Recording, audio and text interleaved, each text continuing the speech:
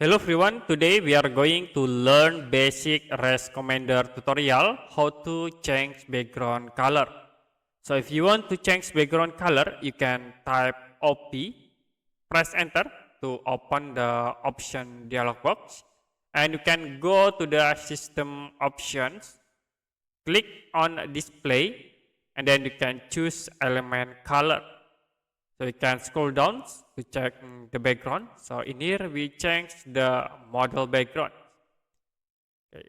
The default to be set into black. You can click and click specific color to use another color. As example, I will use this color and more blue like this. Okay. If you done, click OK, and then you can apply.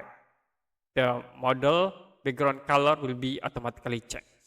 You can tap OP again, press enter, and we change again, click a display, the next element colors, scroll down, choose the model backgrounds, and I will set into another color, specify color, and I will use this color, click OK, and then apply, OK again. Okay, that's it for a basic REST Commander tutorial, how to change the background color.